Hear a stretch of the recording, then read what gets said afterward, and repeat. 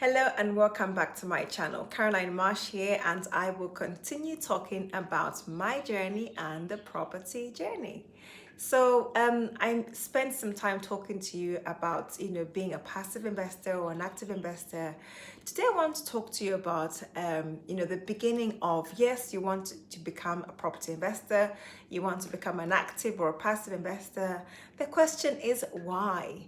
What is your big why? You want to have clarity of goals to know exactly what it is you want to achieve from your property investments. Now, many people get into property investments because perhaps they desire financial freedom, and what that looks like for many people is very different. So you want to define your own financial freedom if that is the objective. Perhaps you might just be wanting to create a portfolio of properties that you're going to leave as a legacy for your children's children. Or you might be looking for, an opportunity to be able to grow an empire so you become wealthy and be blessed to become a blessing. So this means, having the money that you need, more than what you need, being able to impact your community, whether you want to do a lot, travel around the world, whether you want your children to go to really good schools and attend better universities across, throughout their education life. You want them to have options. Perhaps it's just because you want to maximize your ability to be able to grow your money, or for your money to actually grow over a period of time. So here was my beginning. So I started off and had this conversation with my mentor asking me, why do I want to make the money? Now, at the time, I was a stay-home mom. All I wanted was, I just want to make some money, period, okay? I don't earn anything right now, and I want to make some money. And I have very small goals, things such as I just want to be able to earn £500 a month. And if I could earn that, that would be great for me. Even if I got £1,000, that would be brilliant, okay? Because I didn't have anything coming through. So that was challenged, because then he said to me, look, you can't pay so much money for the mentorship session and end up with that little bit of money. How about you stretch yourself, make your goals bigger? So he sent me this questionnaire to complete, and I looked at it and began to, write down what I wanted. Then I realized actually the questioning around what I wanted helped me to evaluate my actual values. What were the things that were important to me that I had to take care of that were attached to financial obligations? For example, I wanted for my son to go to a really good school. I wanted to support my family back at home in Zambia. I wanted to make a difference in charities that I continue to do. So, I was giving little, like you give £5 a month, £10 a month, £20 a month. But I wanted to do more than the £5, £2, £20. I was thinking, I want to be a blessing to humanity. I want to be able to give out more. And those amounts of money drove me to thinking, therefore, I must have a business that is producing X amount of cash flow. I must have a business that is going to be worth X amount of money in terms of the net worth.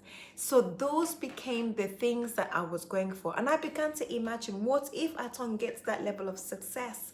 What then happens with the financial obligations? Which school will my son end up going to? What sort of a life will I end up going to if I don't achieve that level of success? What about the impact? What's going to happen to families that I'm affecting directly, positively? So what's going to happen to them? And that gave me the big drive, the big decision to say, therefore, I must apply myself and keep going.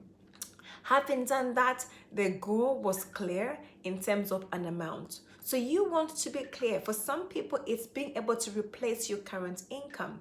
If you're in a job that you don't particularly enjoy, but you're there because of the money, you can set yourself a target to be able to replace your actual income from your job and decide, right, I have to get to this level of income in a year and a half, in 2 years, whatever the amount of years that's going to take. For some people, it could be longer. For some people, it could be shorter. Don't be in a quick rush so you can just do it and then you end up having to compromise on things that are valuable to you. Instead, pace yourself. It's your life. You've been through life in through so many circumstances to where you're at today. Making a decision and starting today actually allows you to prepare and be ready for what the future could look like. Unfortunately, if you get so desperate in terms of trying to make money, you will do some things that could cost you. You make some mistakes that are going to be so costly. So my quest to you is that get settled down and begin to craft your own plan. Begin to get clear in terms of, I want to make X amount of money. Get clear on your goal. Why do I want to make that amount of money? And if I don't make the amount of money, what happens? What is the consequence? So if you haven't done any form of goal setting at all before, I encourage you to go and do some goal setting. In fact, if you go and download the ebook that we have, The Insider Secrets of the Wealthy Black Woman, that I co-authored with my partner Chishoku Masuku, that book inside there, I talk a little bit about goal setting. But if you want to take the game further, why not sign up and be a part of a mentorship program that will allow you to go step by step in planning your life and your personal finances? So we came up with a program called Personal Success Planners, and our program is it's a short program, 14-day challenge. And basically that program will empower you to learn how money works and how you can make the money work for you. Foundation in the beginning of it is clarity of vision, where you begin to craft your personal financial vision, getting clarity on what your future should look like, having clear mental images of your desired future. If you can start by designing your future, then you put together some steps of how you're going to get there. Believe me, even when the going gets tough, you're going to get there. God bless you, and I'll come on again and be able to share with you more insights and more ideas, moving on from just passion, moving on from just goal setting to now actually, who must I become? What person must I become to become a successful investor? God bless you and have a lovely weekend, wherever you are. God bless.